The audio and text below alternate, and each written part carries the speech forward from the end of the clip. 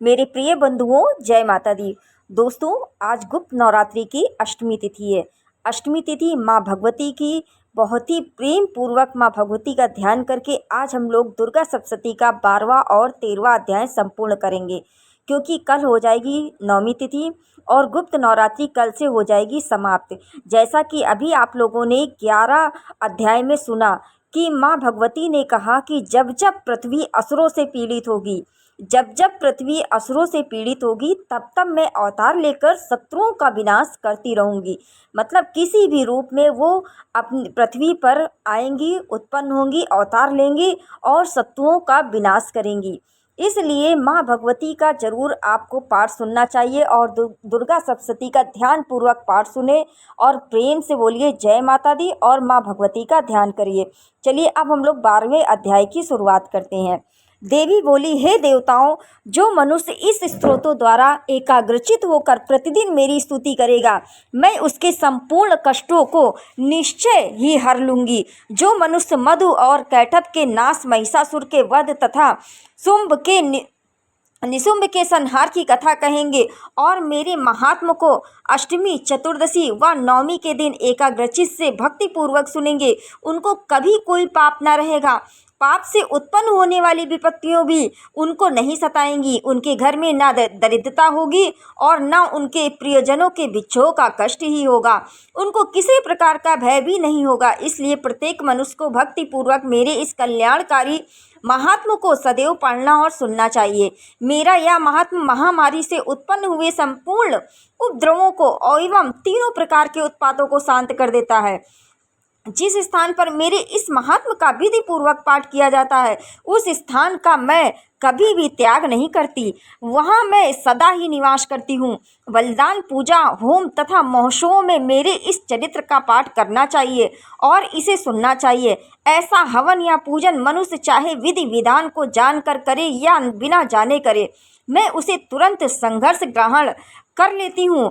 शरद काल में प्रत्येक वर्ष जो महापूजा की जाती है, उसमें मनुष्य भक्ति पूर्वक मेरे इस महात्म को सुनकर सब विपत्तियों से मुक्त हो जाता है और धन्य धान्य पुत्रादि से संपन्न हो जाता है। मेरे इस महात्म मेरे प्रादुर्भाव की कथाओं और युद्ध में मेरे पराक्रम को सुनकर मनुष्य निर्भय हो जाता है। महात्म सुनने वाले के शत्रु नष्ट हो जाते हैं तथा उन्हें कल्याण की प्राप्ति होती है। उनका कुल आनंदित रहता है, सब कष्ट शांत हो जाते हैं तथा बुरे स्वप्न दिखाई देना और ग्रह पीड़ा इत्यादि सभी पीड़ाएं मिट जाती हैं। बाल ग्रहों से ग्रसित बालकों के लिए मेरा यह महात्म परम शांति देने वाला है। मनुष्यों के संगठन में फूट पड़ने पर यह अच्छी तरह मित्रता करवाने वाला है। इसके पाठ पात्र से असुरों और भूत पिशाचों का नाश हो जाता है। मेरा यह महात्म मनुष्यों को मेरी निकटता की प्राप्ति करवाने वाला है।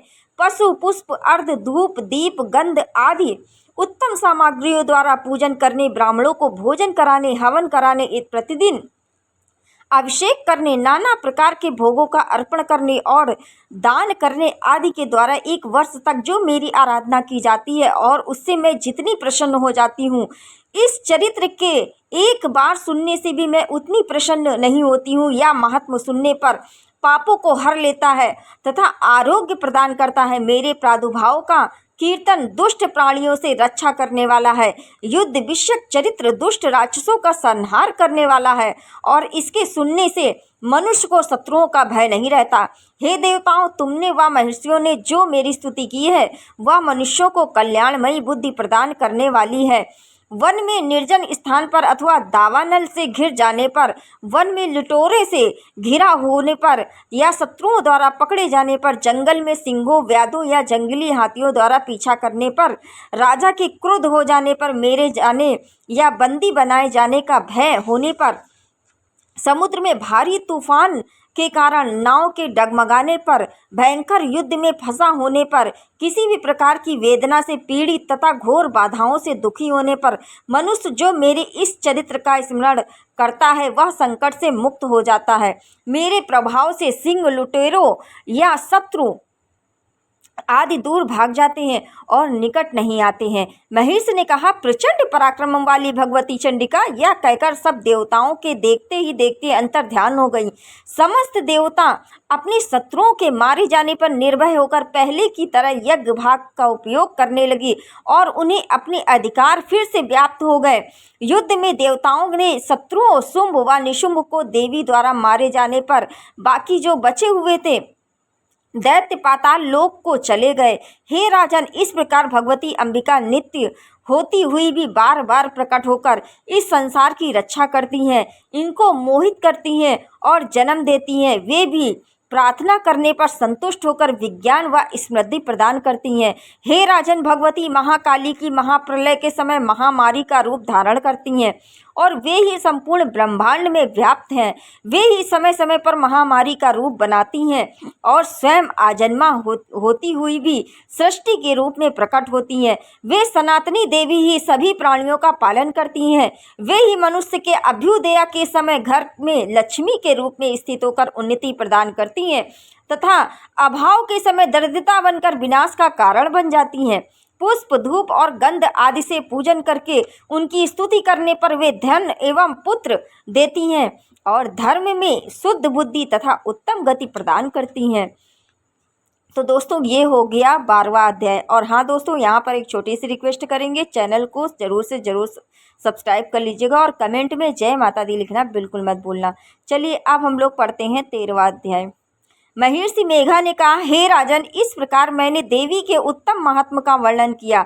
जगत को धारण करने वाली उन देवी का ऐसा ही प्रभाव है, वे ही ज्ञान देने वाली हैं। भगवान विष्णु की इस माया के प्रभाव से तुम यह वैश्य तथा अन्य विवेकी जनक मोहित होते हैं और भविष्य में भी मोहित होंगे। हे राजन, तुम उन्हीं परमेश्वरी की शरण में जाओ, वे ही आराधना करने पर मनुष्य को भोग, स्वर्ग तथा मोक्ष देती हैं। मार्कंडेय जी ने कहा, महर्षि मेघा की यह बात सुनकर राजा सुरथ ने उन उत्तम व्रत वाले महर्षि को प्रणाम किया। वे राज्य के छिन जाने के कारण बहुत ही खिन्न हो चुके थे।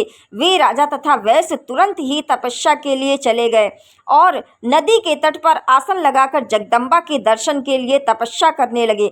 दोनों नदी के तट पर देवी की मिट्टी की मूर्ति बनाकर पुष्प, धूप, दीप, हवन आदि के द्वारा उनकी आराधना में लीन हो गए। पहले उन्होंने आहार को धीरे धीरे कम किया, फिर बिल्कुल निराहार रहकर एकाग्रचित्त से भगवती का चिंतन करने लगे। वे दोनों अपने शरीर के रक्त से देवी की बलि को देते हुए 3 वर्ष तक निरंतर आराधना करते रहे। तब जगत को धारण करने वाली देवी चंडिका ने उनके प्रत्यक्ष दर्शन देकर कहा, हे राजन तथा अपने कुल को आनंदित करने वाले वैश्य, तुम्हें जिस वर की इच्छा हो वह मुझसे मांगो, वह वर मैं तुम्हें दूंगी, क्योंकि मैं तुम पर अत्यंत प्रसन्न हूँ। मार्कंडेय जी कहते हैं, यह सुन राजा ने अगले जन्म में नष्ट न होने वाला राज्य और इस जन्म में बलपूर्वक अपने शत्रुओं का नाश करके पुनः अपने राज्य प्राप्त कर लेने का वरदान मांगा।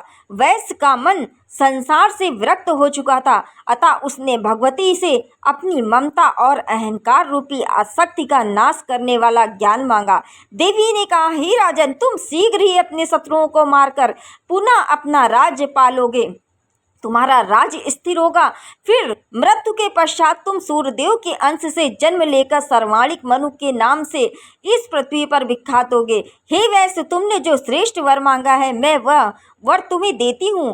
तुम्हें मोक्ष देने वाला ज्ञान प्राप्त होगा। मार्कंडेय जी कहते हैं, इस प्रकार उन दोनों को मनवांछित वर प्रदान कर तथा उनसे अपनी स्तुति सुनकर भगवती अंतर ध्यान हो गई। इस प्रकार क्षत्रियों में श्रेष्ठ राजा सुरथ भगवान सूर्य देव से जन्म लेकर सर्वाणिक मनु के नाम से विख्यात होंगे।